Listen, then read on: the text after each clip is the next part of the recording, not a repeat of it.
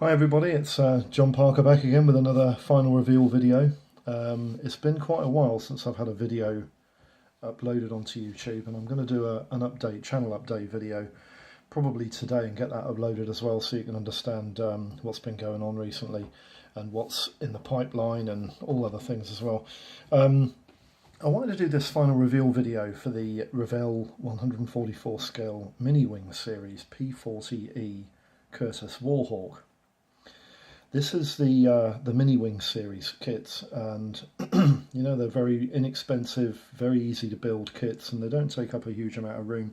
I'm just going to give you some scope of the size of this model, because here I have a biro pen, and I'm going to put it beside this kit so that you can see exactly how big this kit is.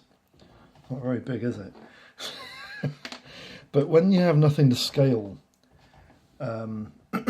in the image, it looks bigger than it actually is. If I just pan this in a little bit, because I want to show you a little bit of the detail on this kit a little bit if I can. There we go. The kit itself is built up into an Italian theatre P40 Warhawk, as used for ground attack missions. They were called milk runs. The American Air Force and Navy, Marine Corps, they all called these types of combat missions milk runs. And they were basically land-based close support attack aircraft used for ground attack missions. And the P40 was quite a handy plane, because once it dropped its bomb load, it also, especially at low level, became quite a useful fighter aircraft. The Revell kit itself is quite easy to put together. It goes together very, very quickly. I had no issues whatsoever, but I did have one small issue in the general build. At the back of the wing root and the front of the wing root, I don't know if you can see there very easily, on the underside where the wings join the fuselage, I did have to put a little tiny bit of filler, but honestly it was a tiny bit of filler. It wasn't very much at all, just to hide those two gaps. And the actual outcome of the camo job underneath, as you can see, is actually quite nice. This is Humbrol matte number 1, which is their matte grey primer.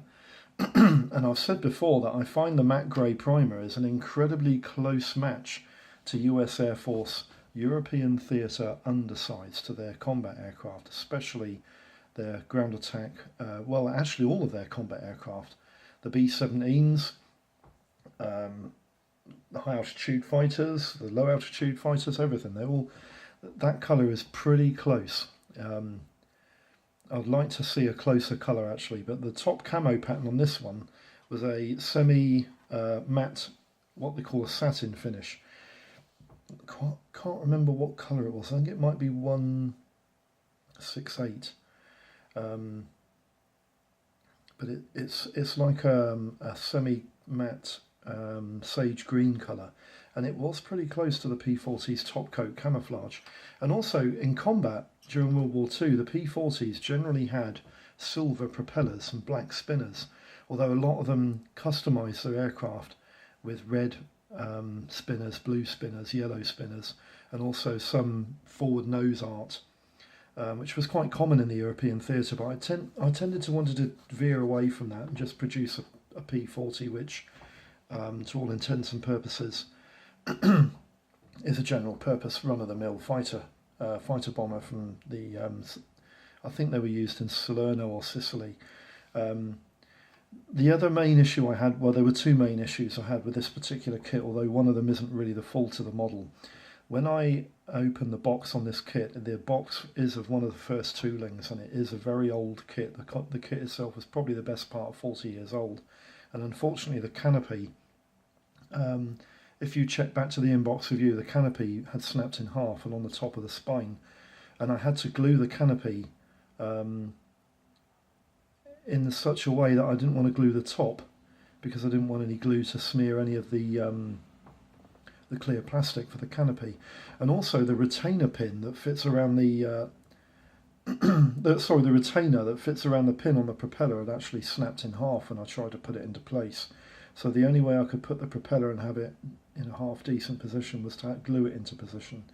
I also think I've done the exhaust stubs on this kit the wrong colour. I think they should have been more of a browny rust colour, but I just painted them the same colour as the propeller, probably just for ease because I was a lazy git. The underside, the weathering and the camo pattern on the underside on this kit has actually come out really, really nice. But unfortunately the top coat camouflage, in my opinion, it could have been better. It could have covered a little bit better. But the transfers went on an actual treat.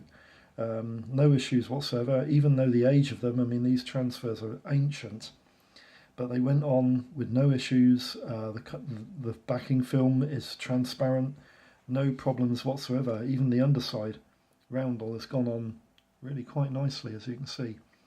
So that's the final reveal for the P40. This particular build, I really enjoyed building this kit, even though it didn't take very long to put together.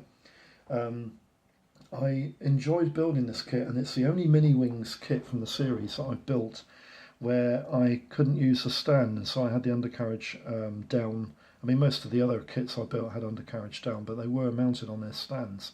And I actually think having them off their stands gives the kit, I don't know, it looked better without the stands, and I think I might build the rest of the kits that I've got in this series without their stands.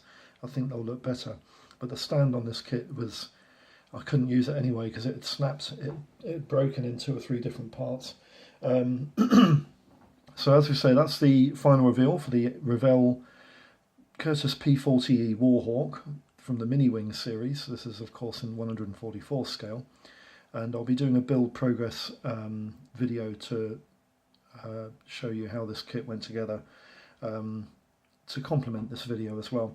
So watch out for my update for the channel. I'll be doing that tonight hopefully, and everything will be explained, and I'll see you for the next video, guys. Thanks for tuning in, and I hope you haven't missed me too much. That sounds terrible, but yeah. I'll speak to you again, guys. Bye bye.